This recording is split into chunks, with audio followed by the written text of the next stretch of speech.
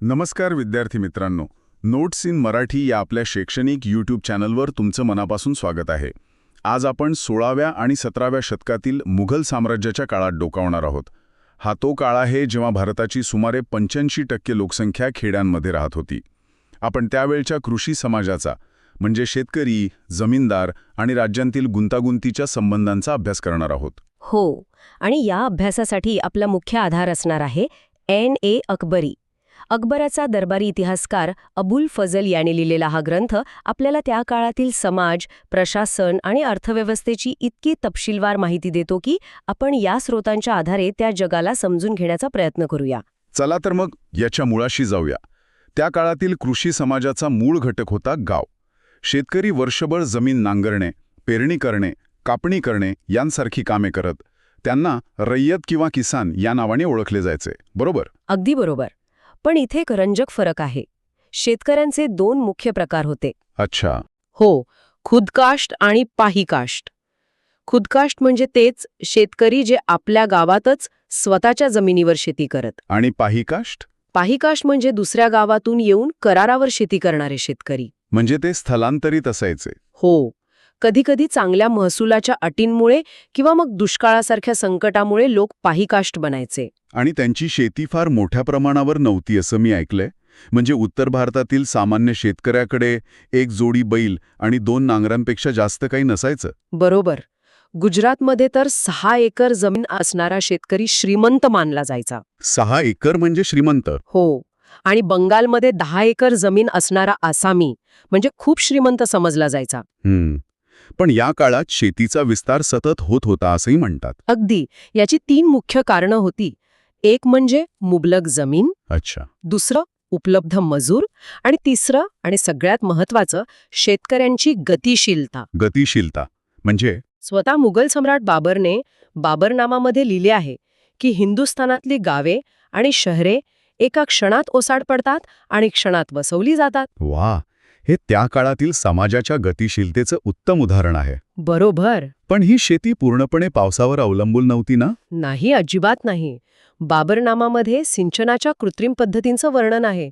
विहिरींवर रहाट गाडगे म्हणजे काय म्हणतात त्याला, पर्शियन व्हील वापरले जात होते. अच्छा, ते बैलांच्या सहाय्याने चालणारं चाक. हो, त्या चाकांमुळे पाणी वर खेचून शेतांपर्यंत पोहोचवले जायचे. आणि यात राज्याची म्हणजे सरकारची काही भूमिका होती का? निश्चितच.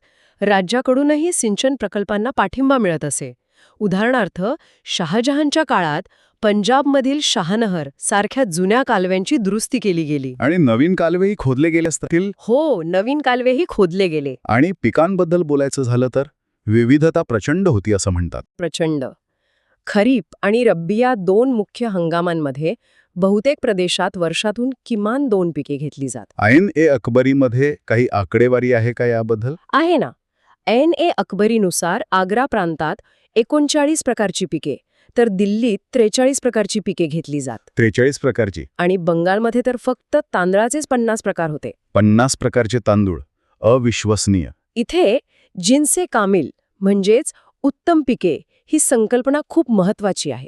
म्हणजे काय? यात कापूस, ऊस यांसारख्या नगदी पिकांचा समावेश होता, म्हणजेच कॅश क्रॉप्स. आणि सरकार अशा पिकांना प्रोत्साहन देत असे कारण त्यातून जास्त महसूल मिळत असे. अच्छा.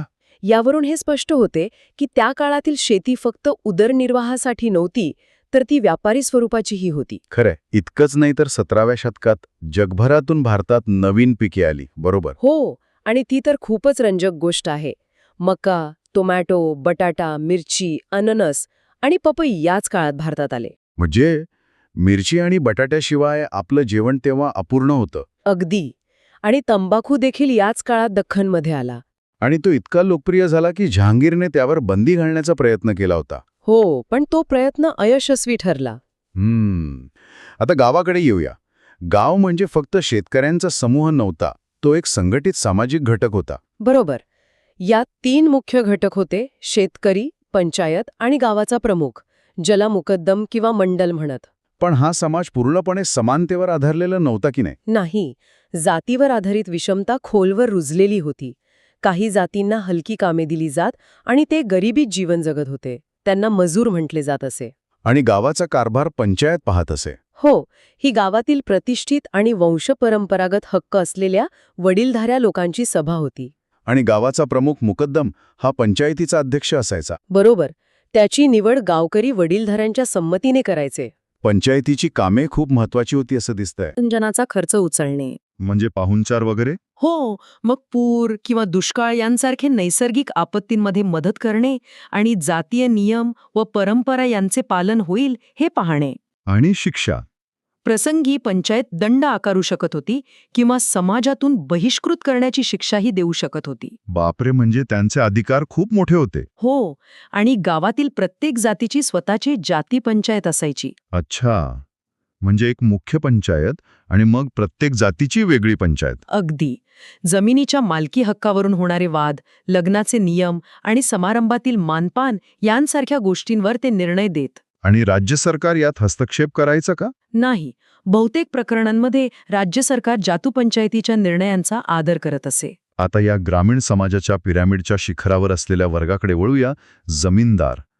हे लोक थेट शेतीत काम करत नव्हते, पण त्यांचे ग्रामीण जीवनावर प्रचंड वर्चस्व होतं. हो, त्यांची शक्ती अनेक स्रोतांमधून येत होती. त्यांच्याकडे मिल्कियत नावाची मोठी खाजगी जमीन असायची. ते राज्याच्या वतीने महसूल गोळा करायचे आणि त्या बदल्यात त्यांना आर्थिक मोबदला मिळे. आणि सगळ्यात महत्वाचं म्हणजे त्यांचं सैन्य. बरोबर. अगदी. त्यांच्याकडे स्वतःचे किल्ले आणि सैन्य असायचे, ज्यात घोडदळ, तोफखाना आणि पायदळ यांचा समावेश असे. जमीनदार शोषक असले तरी त्यांचे आणि शेतकऱ्यांचे संबंध काही वेळा परस्पर सहकार्याचेही होते असं म्हणतात. हो, हे खरंय. अनेक भक्तिसंतांनी आपल्या अभंगांमध्ये सरकारी महसूल अधिकाऱ्यांवर टीका केली आहे, पण जमीनदारांवर नाही. हे खूपच रंजक आहे, नाही का? खरंच. आता राज्याच्या भूमिकेबद्दल बोलूया. मुघल साम्राज्याची आर्थिक व्यवस्था पूर्णपणे जमिनीतून मिळणाऱ्या महसुलावर अवलंबून होती. बरोबर. त्यामुळे महसूल निश्चित करण्यासाठी आणि गोळा करण्यासाठी एक प्रशासकीय यंत्रणा तयार केली गेली होती. यात 2 टप्पे होते, जमा आणि हासिल. जमा म्हणजे?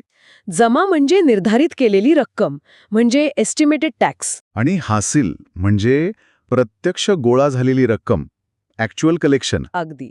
अकबराने जमीन मोजणी आणि वर्गीकरणाची एक पद्धतशीर प्रणाली सुरू केली होती. हो.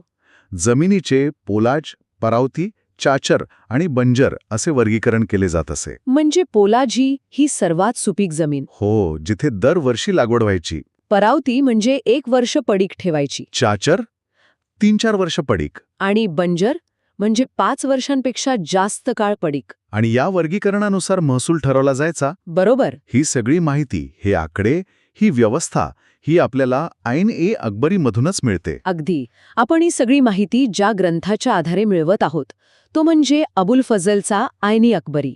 हा ग्रंथ अकबरनामा या मोठ्या प्रकल्पाचा 3रा भाग होता. आणि यात केवळ राजकीय घटना नाहीत. नाही, तर अकबराच्या साम्राज्यातील प्रशासन, सैन्य, महसुलाचे स्रोत आणि लोकांच्या सामाजिक, सांस्कृतिक आणि धार्मिक परंपरांची तपशीलवार माहिती आहे. म्हणजे प्रत्येक सुभ्याची, म्हणजे प्रांताची भौगोलिक आणि आर्थिक माहिती. हो, मोजलेले एकूण क्षेत्र आणि निर्धारित महसूल म्हणजे जमा यासारखी सगळी आकडेवारी आहे. इतकंच नाही, तर जमीनदारांच्या जाती आणि त्यांच्या सैन्याची माहितीही यात दिली आहे. बरोबर. पण अर्थात हा ग्रंथ परिपूर्ण नाही असंही म्हटलं जातं. हो, काही इतिहासकारांनी यात आकडेवारीच्या बेरजेत किरकोळ चुका निदर्शनास आणल्या आहेत. अच्छा. तसेच सर्व प्रांतांची माहिती एकसारखी गोळा केलेली नाही. म्हणजे बंगार आणि ओरिसातील जमीनदारांच्या जातींबद्दल फारशी माहिती मिळत नाही. तरीही 16व्या-17व्या शतकातील भारताच्या कृषी समाजाचा अभ्यास करण्यासाठी ऐन-ए-अकबरी एक अतुलनीय आणि एक्स्ट्राऑर्डिनरी स्रोत आहे. तर आजच्या या सखोल अभ्यासात आपण पाहिलं की मुघल काळातील ग्रामीण जग हे शेतकरी, शक्तिशाली जमीनदार आणि हस्तक्षेप करणारे राज्य यांच्यातील सहकार्य, स्पर्धा आणि संघर्षाचे गुंतागुंतीचे जाळे होते. हे एक असे जग होते जिथे परंपरा आणि बदल एकत्र नांदत होते. ग्रामीण जीवनाची अत्यंत बारकाईने नोंद ठेवली, जेणेकरून त्यावर नियंत्रण ठेवता येईल आणि महसूल मिळवता येईल. हो, जमा आणि हासिल या पद्धतींमधून. अगदी. आजच्या काळात शेतकरी आणि सरकार यांच्यातील संबंध कसे बदलले आहेत? मुघलांच्या जमा आणि हासिल या पद्धतींची जागा आज कोणत्या आधुनिक कर प्रणाली आणि डेटा संकलन पद्धतींनी घेतली आहे, याचा विचार करायला हवा.